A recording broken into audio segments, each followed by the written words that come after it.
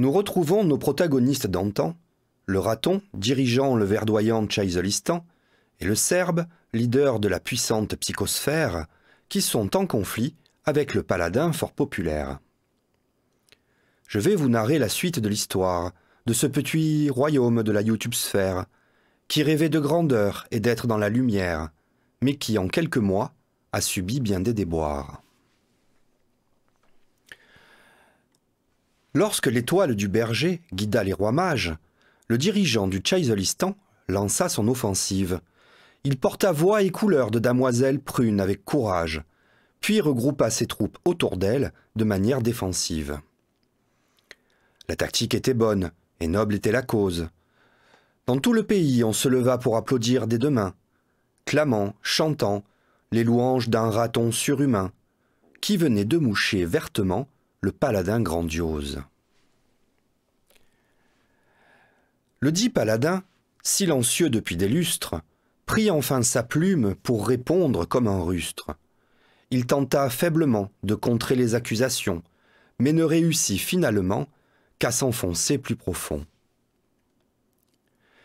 Ses lieutenants, sortant de leur stupéfaction, lancèrent alors moultes attaques à répétition, tentant lamentablement d'atteindre Damoiselle Prune, qui se révéla être une valkyrie bien importune. Foin de damoiselle en détresse, c'était une véritable tigresse. Elle se défendait avec bienveillance, avec calme, mais avec constance.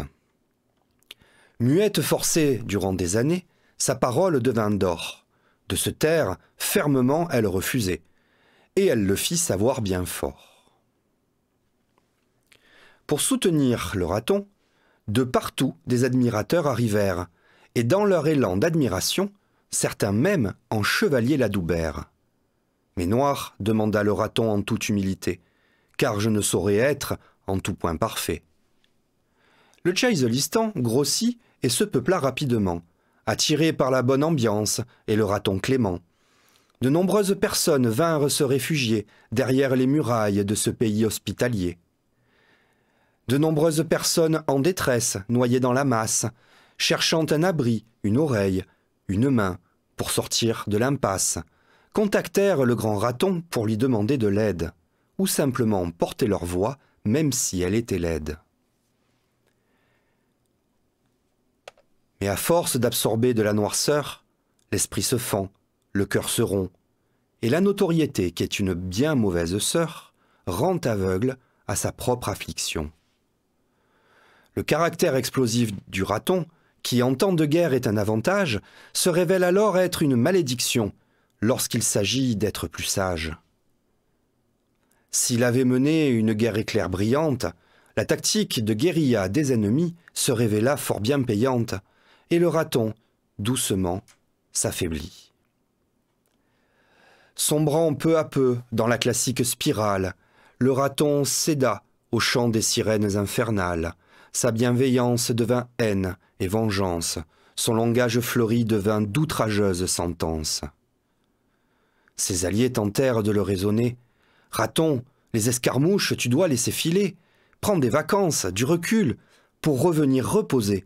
Tous les trolls d'Internet, tu ne peux tanker. » Mais le grand raton n'écoutait pas. Complètement aveuglé par la rage, il ne dormait plus, il n'était plus là. Il en avait perdu même l'originel message. Progressivement, et par désespoir, ceux qui naguère le soutenaient s'éloignèrent du chevalier noir, et il se retrouva ainsi isolé. Malgré les conseils de ses derniers amis, il franchit la ligne rouge au nid. Il commença par s'en prendre à ceux qu'il était censé défendre, puis, usant des procédés de ses ennemis, il se noya rapidement dans sa folie. Alors, le Serbe, du haut de sa puissance, décida de mettre un terme à cette nuisance. Et en quelques jours seulement, il anéantit le Tchaïzolistan. La banale morale de cette histoire, c'est que lorsqu'on mène une guerre notoire, le plus grand ennemi d'un leader suprême n'est toujours, en fait, que lui-même.